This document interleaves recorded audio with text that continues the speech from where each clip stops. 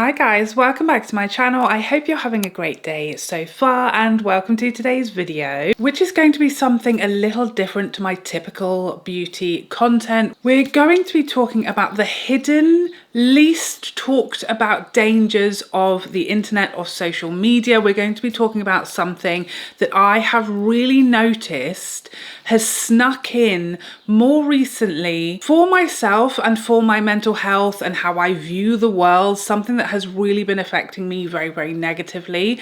And I suddenly realized what it was and that nobody is talking about this. So as we are coming off the back of this huge amount of conversation following the Adolescence series on Netflix becoming such a talking point and really shining a light on the dangers of social media, particularly in our teens and in our young men, I thought this was the perfect opportunity to raise a concern and to talk about the impact that this has had on me and what the impact it may be having on you without you even realizing it, as well as the impact it's undoubtedly having on our young people. Whether you're a parent, a teacher, or a young person yourself, there are some hidden dangers that are much less talked about in this greater discussion of social media and the impact it has not only on our mental health but on our behaviors and attitudes and on our moral compass. So that's what we're going to be chatting about today. So without further ado, let's get started. Just a heads up that I have no nail varnish on my pointer finger. I'm aware of it and I'm so sorry to have let you down in this grotesque way. Okay, so first of all, let's get the elephant out of this room and let's briefly touch on the Adolescence series. I don't want this whole video to be a discussion about Adolescence, the series, not in general, because I feel like it's been very much covered. We've seen a huge amount of discussion around it, a huge amount of reaction and conversation, which I think is amazing and very, very positive that we're seeing so much conversation, that we're seeing so much fear, and how confronting that series has been for so many people. So I think that's almost a separate conversation to what I want to talk about today, but it is what kind of inspired me to make this video, and it is what sort of triggered my thought process when it comes to all of these dangers that we are all semi-aware of. Perhaps watching that series and having it laid out in such a scary, realistic way has really got lots of us thinking, lots of us considering what we know, what we don't know, what was news to us, what we were aware of, what problems may affect us directly and the greater wider public, and what may apply to our children, how we may protect them. All of those questions that I feel a lot of people have started asking themselves since watching that TV series, which was absolutely incredible. I think one of the things that I really was a lesson for me was that I very much expected, by the way, there's some spoilers in here about to come out. If you haven't seen this series and you don't want to know anything about it, skip forward a few minutes. So Adolescence features the story of a 13-year-old boy who is arrested on suspicion of murdering a school friend, a female girl who was at his same school of a similar age to himself. So early on in this series, when I was watching it, and I watched it with my husband, I immediately decided, my brain told me that I'm convinced the dad of the young boy who was the suspect in this murder was going to turn out to be abusive or mistreating his wife. He was maybe an abuser, there was maybe some DV going on at home, that his father was a narcissist or a misogynist, or that his dad was an incel. That's what my mind was telling me was going to come out as the series continued.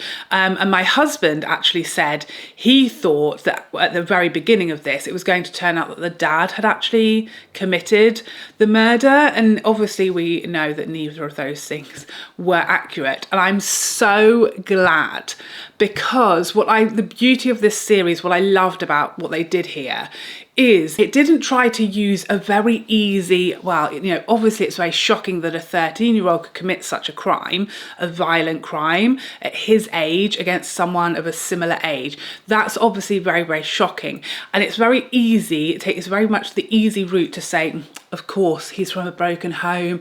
Of course, that explains his behavior. You know, if he came from an abusive background or he learned this behavior from his father, that's a very obvious explanation that we see a lot in television and in film, that this is a learnt behaviour from the only example you have of how a man treats a woman when you're 13 years old. But they didn't do that. They were very clear to show us that the rest of this boy's family was very normal, healthy, loving. They, you know, his parents were together, married with another child who was a beautiful, kind, considerate, had a healthy relationship with her parents had a healthy relationship, and that there was nothing at home that was like a red flag for nurturing the behaviour that had come from this child.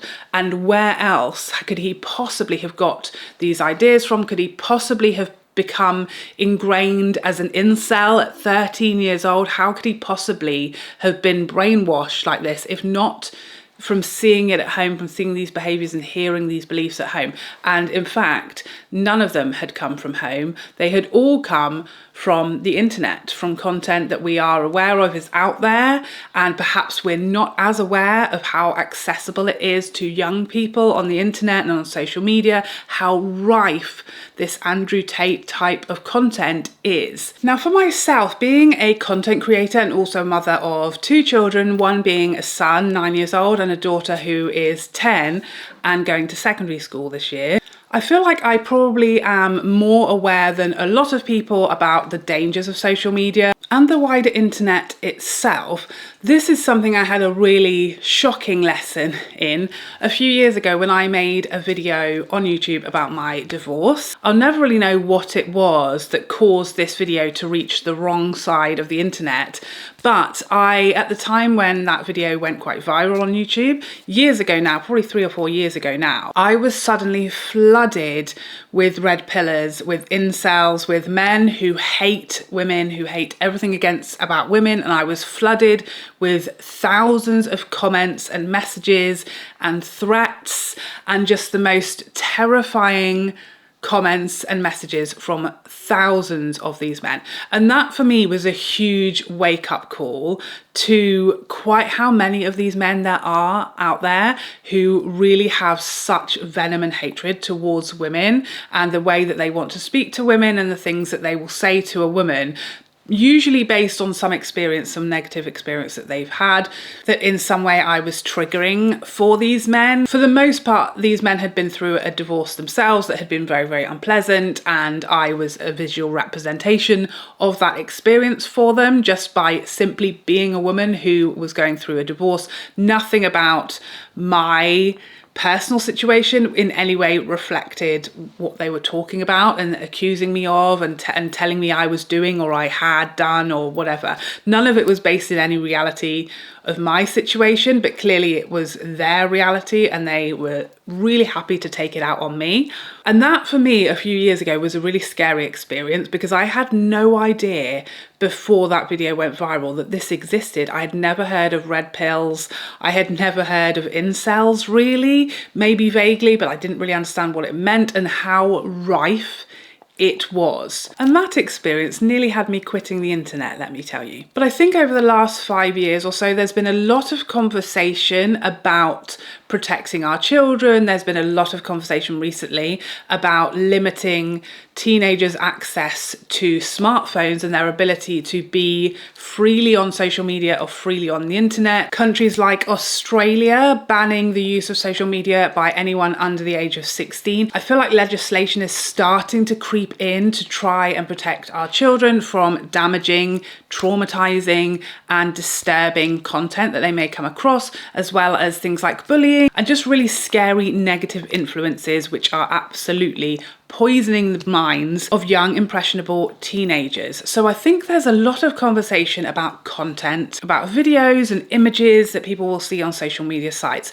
But what I've noticed there is very, very little conversation about that I think is just as dangerous, if not more so, than the content that we're seeing, and that is comment sections. I have really not seen anyone discussing comment sections and what they have become and what they are really commonly looking like currently. This is something, like I said, that I have noticed was really poisoning my mind.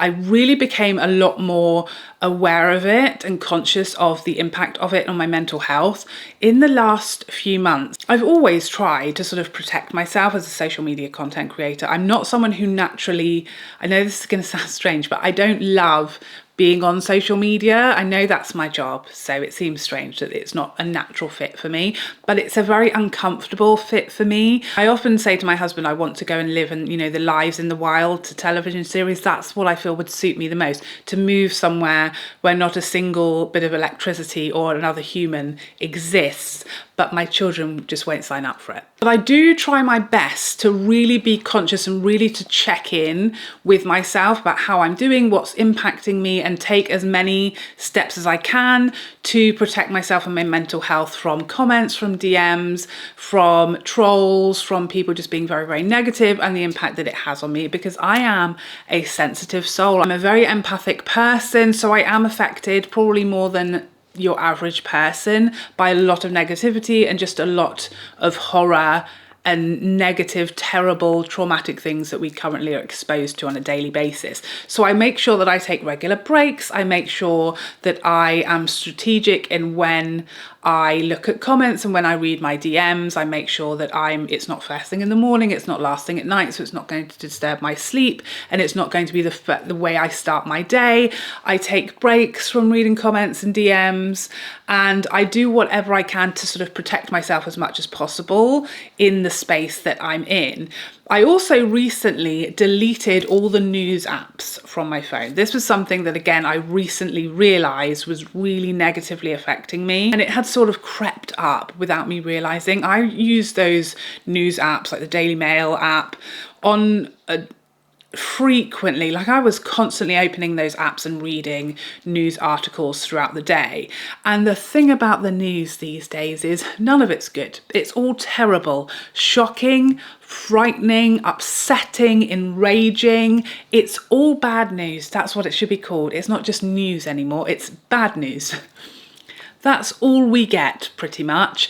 And so I really realized that just reading all of these horrifying stories, you know, death and doom and gloom and horror everywhere we look, it was really giving me severe anxiety. And I really realized that for myself, I needed to delete all of these off of my phone, which I did. I figured that if anything was really pressing that I needed to know about, my husband will let me know, or there'll be one of those things that interrupts your viewing on television to tell me I need to evacuate, or something like that. Otherwise, I've found there's very little that I actually need to know in order to function, and I can't tell you how much better I feel for having deleted those apps off of my phone. I really felt like I missed them for the first day or so. I kept on really felt myself sort of craving the terrible, horrifying news and wanting to open the apps, but they were gone. And then a day or two later, I felt so much lighter. I felt so much happier, and it's definitely taken a huge weight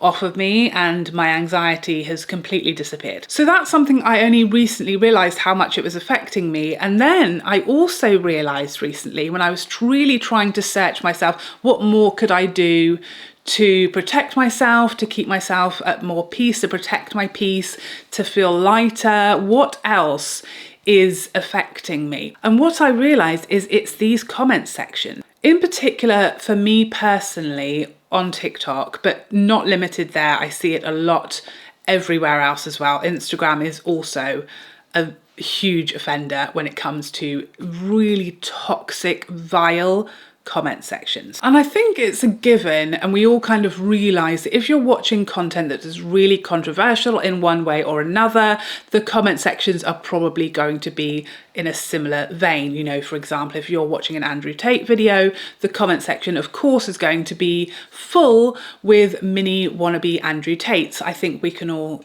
expect that. That's not what I'm talking about. I'm talking about harmless, fun content, not necessarily talking about anything controversial. A lot of the times I'm talking about content made by people who are grieving, made by people who are coping with a health issue, made by people who have some kind of physical difference. Any video that may pop up where someone is happy, someone's getting married, someone is having a fun time, someone is maybe doing a get ready with me or trying on outfits. Without fail, almost every single comment section, especially on TikTok, has become a cesspit of hate and venom and ripping apart of everybody and everything on the internet. And it was poisoning my brain. It really was making me feel, you know, I would come across what was, you know, a really cute, feel good video, and I'd start scrolling through the comments because the comments used to be part of the fun. A lot of the time I'd be on TikTok and I'd see a funny video, and then I'd scroll through the comments, and the comments were even funnier than the video itself. There's a lot of humor and comedy and hilarious people on TikTok, and some of the comments would have me crying tears of laughter because they were so entertaining. So this is something I'm really used to doing. I watch a video that I like and then I read the comment section because it adds to either the fuzzy feelings or the laughs or what have you, and it's become, you know, really part of what we watch. We don't just watch anymore on TikTok. How many of us watch a video on TikTok and at the same time we're scrolling the comments? It's part of the content, particularly on TikTok, because you can do both on one screen very, very quickly and see everything in the same place. So comments and content have become one and the same. But more and more recently, comment sections aren't funny anymore. They're vile and they are awful and they make me feel horrendous. And not only do they make me feel anxious and sad and fearful for what society has become, they're actually poisoning my brain to the point where I realized I'm believing it's causing me to believe that that is representative of humanity in general. And it was destroying my faith in humanity, and it was causing me to think that this is a cross-section of normal humanity and how everybody thinks. A little while ago now, I made a video here on my channel talking about rage bait. And if you don't know what rage bait is, what it used to be is people, creators or wannabe creators, making content that intentionally enrages people, really offensive or shocking in the wrong, awful, horrible way. Content that is created to generate a lot of hate watching and a lot of angry responses to it, and they do it on purpose because it creates a lot of engagement with their content, and these people will do anything, even if it makes them the most hated person on earth, if it gets them views and clicks and money. So they don't care if they're attracting horrible negative attention, it's just attention that they want. And this has become rife on social media. It used to be limited to like drama channels who would really milk, you know, talking about drama and instigating drama and fallouts and rows because that got a lot of clicks, but it really has spun out into this whole sort of category of its own where people will say and do really offensive things, whether it be racist, whether it be harmful, whether it be ableist, whatever it is, in order to invoke a rage response that gets a lot of clicks and a lot of views. And this has become like an accepted genre of content creation, and it is everywhere.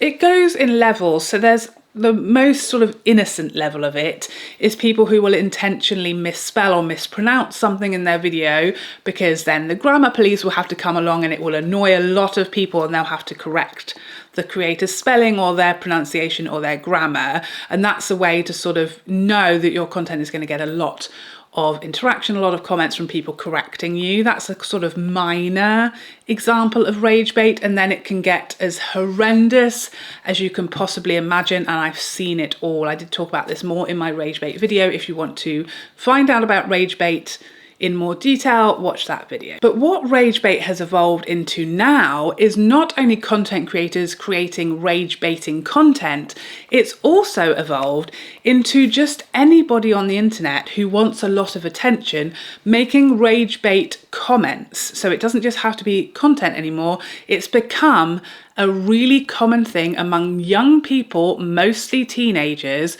to leave really offensive, inappropriate, appalling comments on people's videos in order to get a lot of attention, a lot of dislikes on their comment and a lot of comments telling them off, and they're literally doing it for attention. I have no idea why, because that's not the attention that I would ever want, let me tell you. But I guess for a lot of young people, you know, that old saying, hurt people hurt people. Perhaps that's what it is. Perhaps these young people are struggling, they're in pain, they're not coping very well themselves, they don't feel great about themselves.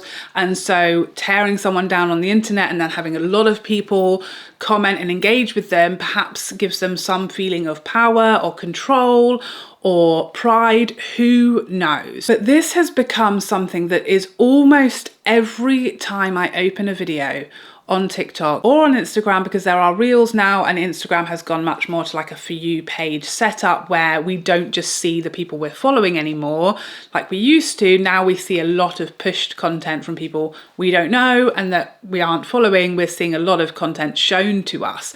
And what really I realized was starting to affect me is I'd see a post perhaps from someone who's lost a child, perhaps from someone who is coping with DV, perhaps a survivor of some kind sharing their story, and you open the comment section and you are filled with horrific, appalling, disgusting, disgraceful comments towards those people who've been through something atrocious.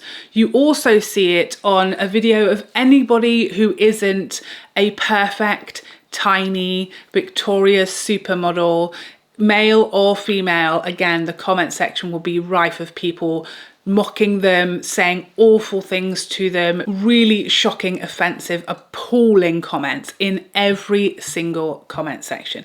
And what it was doing to me is it was really making me feel like these people are representative of humans these days, and I really flatly refuse to believe that that is true. But it made me feel like I literally want to hide in my house forever and not see or meet another human ever again, because this is what they're all like. I want to give you a few examples of what I'm talking about, because I think it's almost hard to believe unless you've seen it with your own eyes. So the first example was from someone on TikTok who posted, there's a trend at the moment where you show a video of yourself that was taken before something awful happened, and you'll caption it something like, little did she know that in an hour's time or the next day this terrible thing was going to happen to her. And obviously in the video they're usually really smiley and happy and carefree, obviously not knowing what is about to happen to them. So that's the trend that is happening. And this lady posted about how she was attacked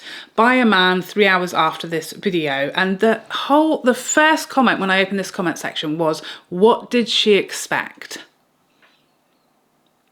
Probably not that. What do you mean? What did she expect? Atrocious. A lot of the comments here are also exceedingly racist because the video depicts a white woman with 2 black children. So a lot of the comments are suggesting that because she's in the company of black people, of course something terrible is going to happen to her. So not only are they disgusting, completely insensitive to the victim in the video, they're also disgusting and racially motivated hate and abuse. What did she do or say to him though? And that person is a woman. That's a woman that's commented that on this person's video. What did you do to provoke him? Funny how you didn't say. Why do white women love going to India or Africa? You will always get attacked and never learn. Stop hating on all of us men. That's a common theme that we see as well. Any conversation, any woman posting about a negative experience with a man, and out they come. Out that come the red pillars, out come these incel humans to immediately poor me, woe is me, it's not all men, us, all throughout the comment section. The next example was a video of a woman who has been in some kind of accident or health episode, who is having to relearn how to walk. And again, it's that same trend where she's talking about, you know, little did she know when this video was taken that while she's learning to walk again, her boyfriend would be cheating on her. That's her video.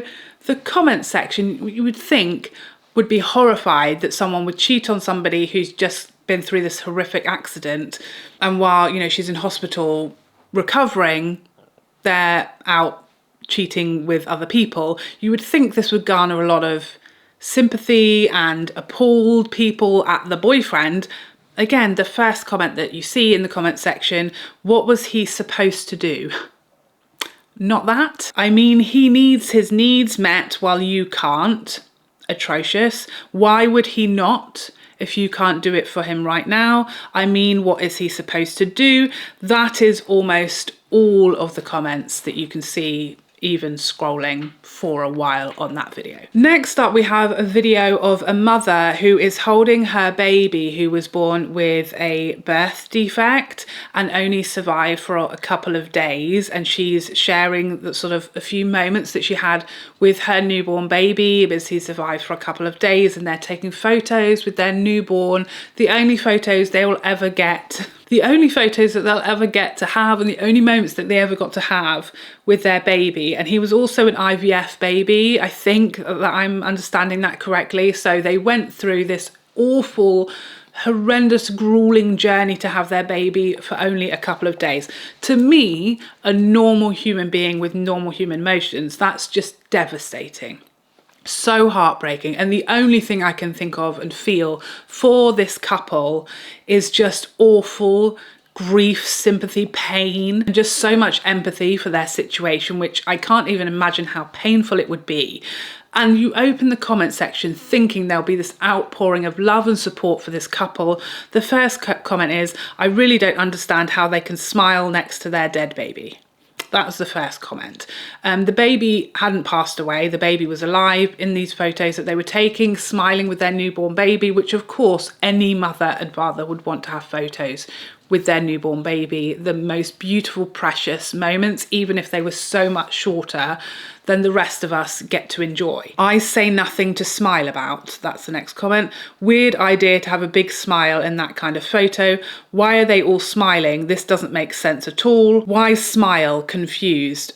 There's really very little understanding, sympathy, human empathy whatsoever in this entire comment section. And it really affects me. Like when I see that and all I can think of is empathy, sympathy, pain. Oh, that's appalling. What a terrible thing to go through. And then that's the comment section. It really makes me hate humanity. It really makes me feel like the world is just full of the most unsympathetic, unfeeling, inhuman, appalling people, and it really affects me. It really does. Next up, and a very different type of rage bait and just atrocious comment sections, is this gorgeous, flipping, delightfully happy couple who look like they're on holiday and they're getting ready for dinner. They look besotted with each other. Both of them absolute 10 out of 10s. Open the comment section. Why would anyone want that? She must be rich.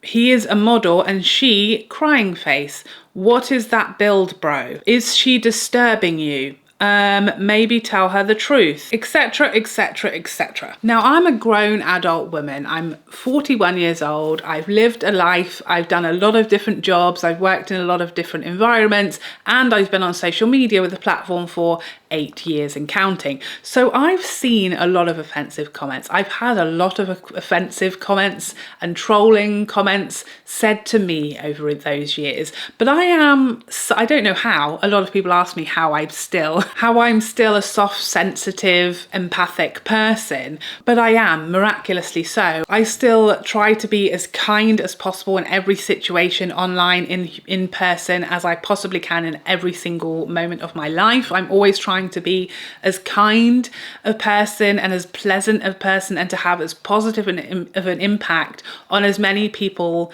as I possibly can on a daily basis. That's something that's really important to me, is the impact that I have and the impact that I leave behind me everywhere I go. That's something I'm always really conscious of.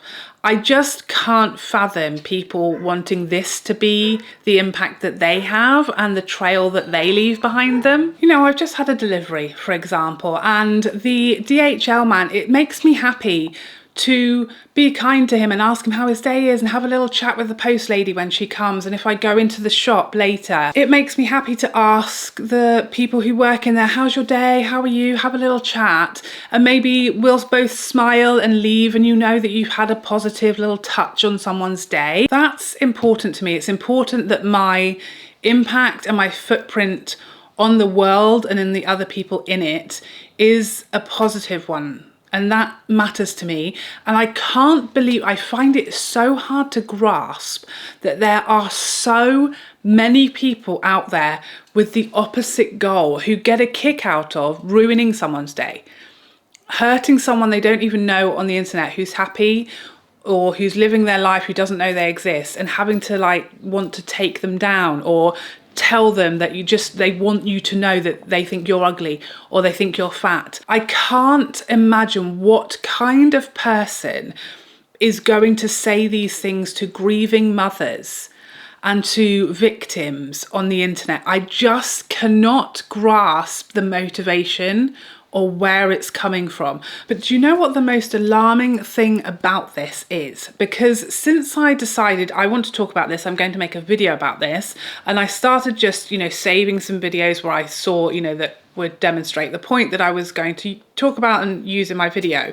I started saving these videos and I started just paying more attention to the people who were making these comments.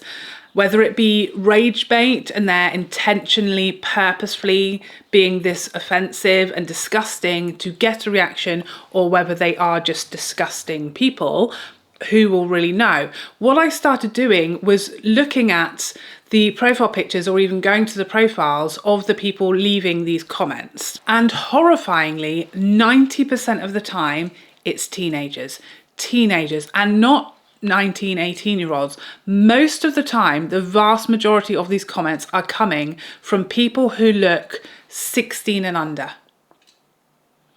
That's what your children are doing on the internet. And how scary is that? If you've watched the Adolescence television series, and of course that's a work of fiction, but it's very alarmingly mirroring what you can see with your own eyes in comment sections on all social media platforms. If you go onto TikTok and you watch some of these videos, whether it be someone who's gone through something traumatic, someone who's suffering, someone who doesn't in every single way possible meet the beauty standards in 2025, if you go onto any video like that and look at the comment section and you see these comments that are so atrocious and look at the people leaving them, and 9 times out of 10, they are teenage boys.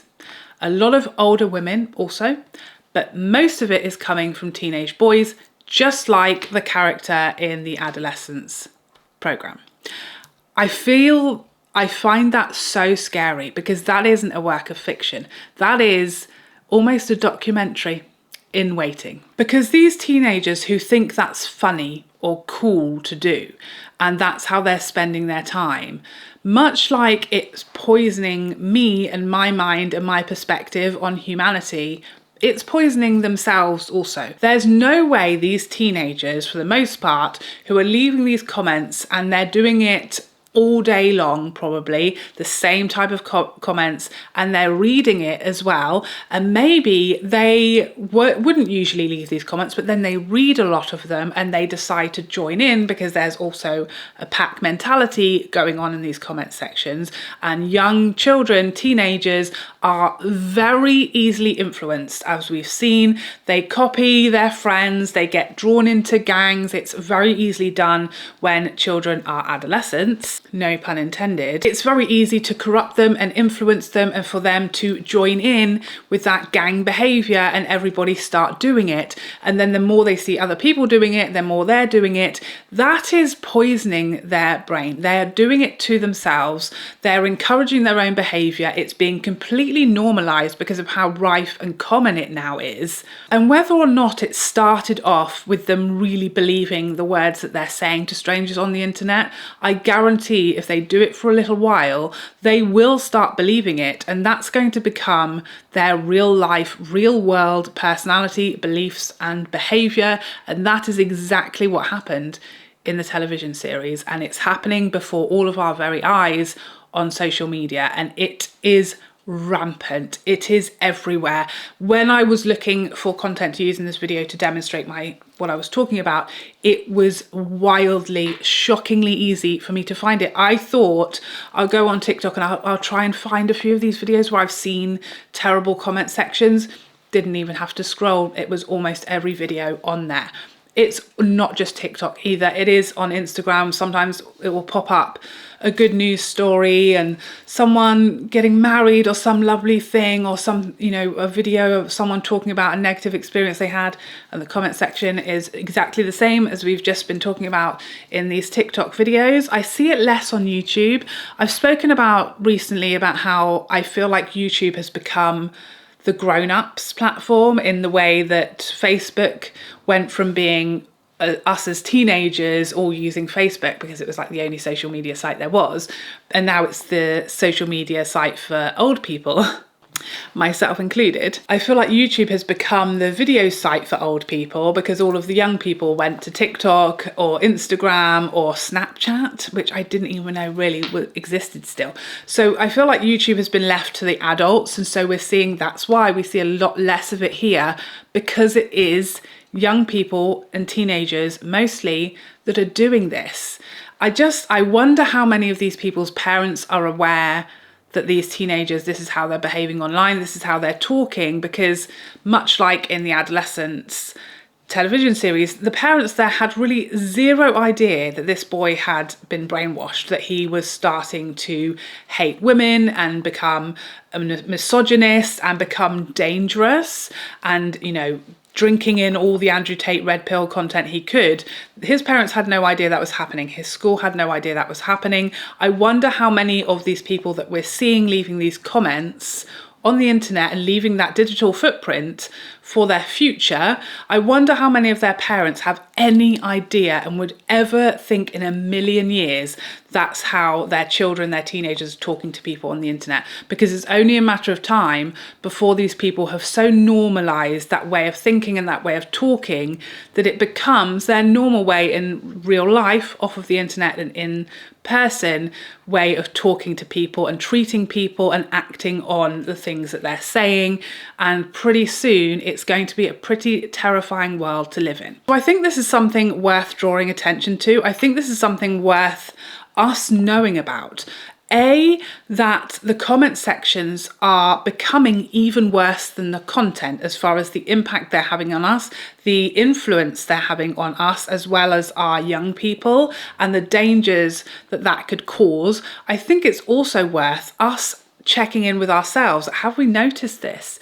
Has this been poisoning us without us realizing? Because it is not good for anyone to read that amount of toxic, vile, insulting, offensive, abusive words and comments. It's no good. It's poisoning our brains. I realized it was making me think that this was the general population speaking, that this was like a normal representation of how humanity has evolved, that we're now all this hateful, bitter, toxic, vile human beings living in the world, and that this, and everyone hates you and everything about you, and it's a scary world. And of course that is true to a degree. Of course a lot of that exists in the world, but I do not think that those people speak for humanity at all. I think it's a tiny little cross section who are just the loudest shouters.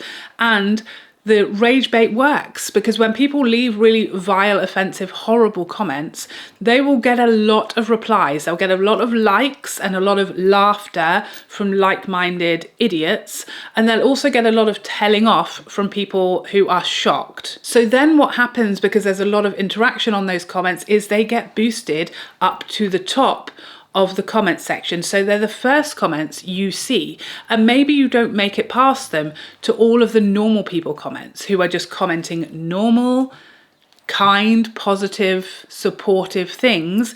It gets drowned and pushed down because of all of those rage baiting comments that get pushed to the top. So it really starts influencing, even if you're not a part of the horrible trolling, rage baiting horrible, vile specimens of humanity that do this, we're all getting affected by it because we're seeing so much of it, and it's poisonous and it's depressing and it's anxiety inducing and it's upsetting and it's shocking, and it also is enraging us a lot of the time. It makes me so angry when I see these comments on some of these poor people's videos who are, you know, talking about sharing a really painful part of their life, or they've just posted an innocent video of themselves only to have a section of the internet just rip them to pieces.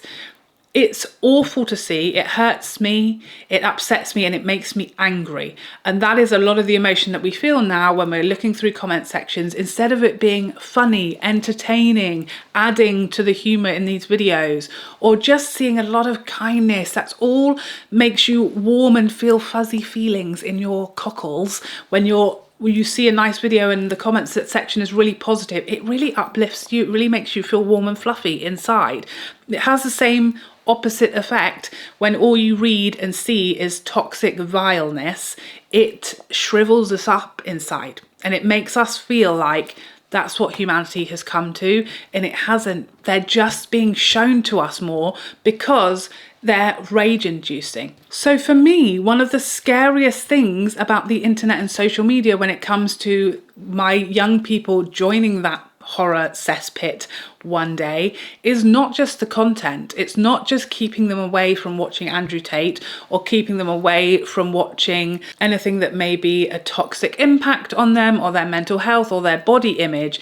We've also got to be really aware of keeping them away from reading the comment sections and flicking through comments on what would otherwise be completely innocent content that we wouldn't worry about them watching, content that we would think has a positive impact on them, that the creator is a positive influence, so we let them watch their content. But are we also considering what their comment section looks like? Because that can be a completely different place. So those are all my thoughts on this secret hidden area of the internet and social media where horrors lurk for ourselves and for our children.